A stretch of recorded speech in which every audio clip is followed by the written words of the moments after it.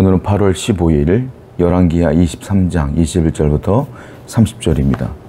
왕이 뭇 백성에게 명령하여 이르되 이 언약책에 기록된 대로 너희의 하나님 여호와를 위하여 유월절을 지키라 하며 사사가 이스라엘을 다스리던 시대부터 이스라엘 여러 왕의 시대와 유다 여러 왕의 시대에 이렇게 유월절을 지킨 일이 없었더니 요시아가 하나님의 율법책을 발견하고 종교개혁을 쭉 하면서 이제는 유월절을 지키라고 백성에게 명령을 합니다. 유월절을 지키는 것, 지금 유대인들이라든지 우리 성도님들을 우리가 절기를 지키는 것들은 당연하잖아요. 근데 이 당시에는 하나님을 향한 절기를 지킨 적이 없었던 거예요. 율법책에 하나님 말씀에 유월절이라는 절기가 있는 것을 보고 요시아가 백성에게 이제 유월절을 지키자라고 명령을 내립니다. 놀라운 건 사사시대 때부터 요시아 왕 때까지 유월절을 지킨 적이 단 한 번도 없는 거예요. 지금 왕이 지금 몇 번째 왕입니까? 사사시대는 왕이 없을 때 시대잖아요. 그러니까 이게 얼마나 오랜 시간 동안 하나님의 말씀과 이 절기를 잊고 살았는지 모를 정도로 죄악이 심각했던 것이죠. 그러니까 유월절을 좀 지키면서 이제 백성들이 하나님께로 나가는 장면이에요. 요시아가 신앙개혁을 이제 거의 완성해 나가는데요. 이 신앙개혁의 완성은 뭘로 끝나냐면 유월절로 끝나는 거예요. 유월절이 무엇이냐? 우리가 알고 있는 것처럼 하나님께서 모세를 통하여 출애굽을 시킬 때에 마지막 그 10번째 재앙을 위해서 문설주에 어린 양의 피를 바르라고 했잖아요. 그 장제의 죽음의 그림자가 피가 발려진 그 집은 넘어갔다 해서 유월절로 지키는 거예요. 다른 말로 말하면 유월절의 의미는 하나님이 우리를 구원해 주신 것에 대한 감사, 그 은혜에 대한 감사를 지키는 것이 유월절 절기였던 거예요. 즉 이게 무슨 말이냐? 요시아의 종교개혁은 유월절을 끝으로 완성이 되어지는 건데 한마디로 말하면 이 개혁의 완성은 뭐냐? 감사의 회복이다 이거예요. 감사의 회복. 신앙의 마지막은 무엇이냐면 감사의 회복이에요. 인생을 살다 보면 수많은 원망거리, 불평거리, 두려운 것 이런 것들이 굉장히 즐비하단 말이에요. 여러분의 인생 가운데 감사가 많아요? 원망이 많아요? 생각해 보십시오. 여러분들이 기도할 때 감사 기도가 많아요? 아니면 이것 주세요, 저것 주세요, 이게 없네요, 불안하고 두려운 게 많아요? 우리의 신앙의 완성은 뭘로 끝나야 되냐? 감사로 끝나야 돼요. 매일 감사, 항상 감사, 범사에 감사. 항상 감사로 삶의 문을 여시고 감사로 하루의 문을 닫는 여러분 되기를 축원드립니다. 24절입니다. 요시아가 또 유다 땅과 예루살렘에 보이는 신접한 자와 점쟁이와 드라빔과 우상과 모든 가증한 것을 다 제거하였으니 이는 대제사장 hil기야가 여호와의 성전에서 발견한 책에 기록된 율법의 말씀을 이루려 함이라. 요시아의 업적을 얘기하는데 요시아가 무엇을 했습니까? 성전 안에 있었던 점쟁이, 드라빔, 우상 모든 가증한 것을 다 제거했고 다 우상을 없앴고 산당도 제거했더라. 이유가 무엇이냐? hil기야가 발견한 성전에서 발견한 그 율법책에 의거하여 그 율법책대로 그 모든 우상들을 다 제거했다라고 말하는 거예요. 요시아가 이렇게 열정적으로 종교개혁을 완성했던 이유가 뭐겠습니까? 이 개혁의 동력 원인은 뭐겠어요? 하나님의 율법책이었다. 하나님의 말씀이었다라는 거예요. 우리 신앙의 개혁의 동력은 말씀이어야만 해요. 말씀으로 우리가 개혁을 해 나가야 끝까지 해 나갈 수가 있다는 겁니다.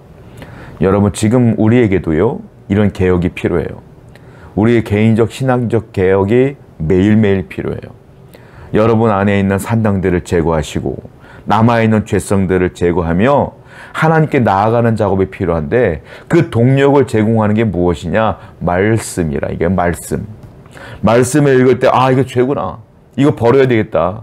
이거 하면 안 되겠다. 라는 동력을 얻어 그것을 끝까지 제거하는 여러분 되기를 축원드립니다. 오늘도 말씀과 동행하여 하나님의 뜻대로 살아가시기를 축원드립니다.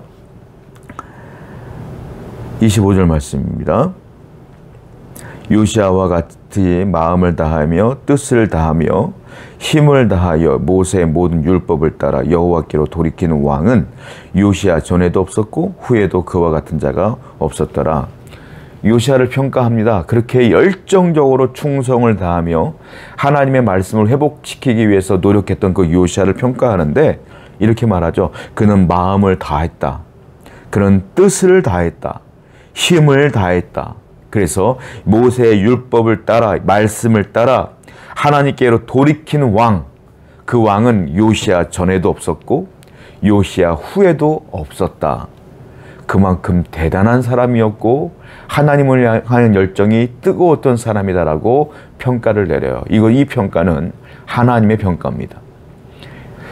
요시야가 열심을 다하여 하나님을 위해 살았더니 하나님이 보상해 주시는 거예요. 너는 참 대단한 사람이다. 내가 너를 사랑한다. 인정해 주는 거예요. 요시야의 눈에 눈물을 닦아주신 분은 하나님이시다. 여러분, 우리가 하나님을 위해 충성하고 봉사하며 하나님을 위해 열심히 살면 세상 사람들은 알아주지 않아도요, 우리 하나님은 알아주셔요. 여러분에 대한 보상은 하나님께서 다 준비하고 계셔요. 그러므로 우리는 이 땅의 상급을 바라보는 자가 아니라 저 하늘의 상급을 바라보며 하나님의 시선을 느끼며 그 시선을 바라보며 살아가는 존재다라는 거예요. 오늘도 열심을 다해 충성하시고 하나님께 나아가 흔들리지 않은 믿음으로 하나님을 위해 충성 봉사하시는 여러분 되기를 축원드립니다. 26절입니다. 그러나 여호와께서 유다를 향하여 내리신 그 크게 타오르는 진노를 돌이키지 아니하였으니 이는 므낫세가 여호와를 경노케 한 그 모든 경노 때문이라. 여호와께서 이르시되 내가 이스라엘을 물리친 것 같이 유다도 내 앞에서 물리치며 내가 택한 이 성 예루살렘과 내 이름을 거기에 두리라 한 이 성전을 버리리라 하셨더라. 그렇게 요시야가 노력을 해서 개혁을 이루었지만 그동안 누적되어 있는 유다 땅에 있는 죄가 너무 많은 거예요. 하나님께서는 아신 거예요. 요시야가 이렇게 개혁을 이루어도 그 후에 왕들이 또 죄를 지을 것이다. 그랬던 적이 많았거든요. 그리고 특별히 이름 한 명이 거론되는데 므낫세 왕이 거론돼요. 므낫세 때문에 므낫세가 지은 죄가 너무 많아서 하나님께서는 안 되겠다. 요시야를 너무 사랑하지만 요시야 덕택에 그래도 백성들이 돌아오긴 했지만 요시야가 죽고 난 뒤에는 또 이런 일이 벌어질 것 같은 거예요.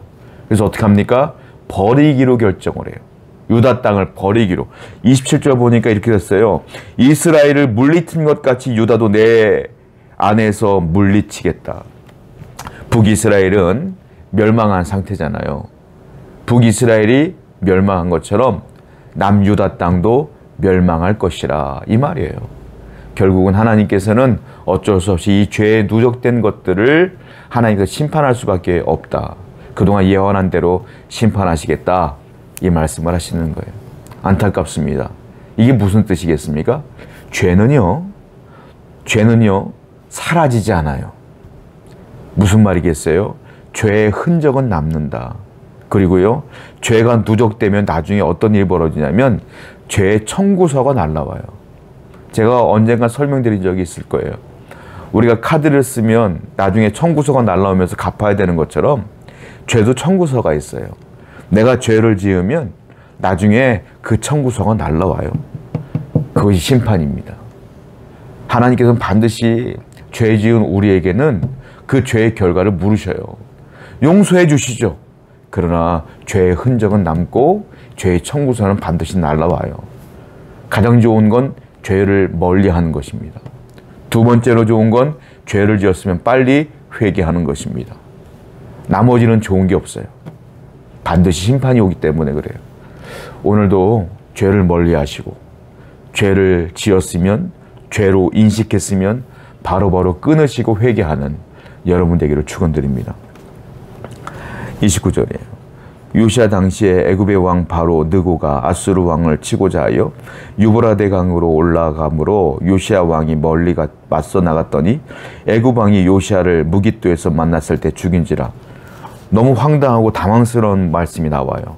29절 보니까 요시야 왕이 애굽과 전쟁을 벌이는데요, 애굽 왕에 의해서 죽어요. 무깃도에서 애교방에 의해서 요시아가 그냥 전사해버려요. 요시아가 그동안 해왔던 종교개혁에 의해서 너무너무 하나님께서 그의 죽음을 맞이하게 하는 장면이 허무한 거예요. 야, 이럴 수 있을까? 라는 생각이 들어요. 이렇게 아름답게 하나님을 위해 산 사람인데, 이렇게 뜨겁게 충성한 사람인데, 이렇게 어려운 개혁을 이룬 사람인데, 이렇게 하나님을 위해 산 사람인데 마지막 죽음은 너무 허망한 거예요. 왕으로서 싸우다가 죽었어. 여러분, 이게 인생이에요. 무슨 말이겠어요? 왜 하나님이 이렇게 죽겠습니까? 말할 수 없어요. 인간의 생사화복은 하나님의 주권 안에 있는 겁니다. 하나님께서 우리를 살리시고 죽이시는 거예요. 그 이유를 물을 수가 없어요. 왜? 하나님이 날 창조하시고 하나님의 모든 생사 여탈권이 하나님께, 내 모든 생사 여탈권이 하나님께 있기 때문에 그래요. 이걸 뭐라고 말하냐? 하나님의 주권이에요. 또 다른 생각을 해봐요. 이게 인간이구나. 인간이 이렇게 허무하구나. 세상 것들을 아무리 쌓아놔도 죽으면 끝이구나. 너무 허망하구나. 여러분, 이게 인간이에요. 이게 사람이에요. 이렇게 허망한 인생을 위해서 뭘 그렇게 애쓰며 욕심을 부리며 탐욕을 부리며 죄를 지으며 사람을 짓밟으며 사기치며 거짓말하며 위로 승승장구하기 위해서 그렇게 사람들의 마음을 아프게 합니까? 성도 여러분, 인생은 이렇게 허망한 거예요.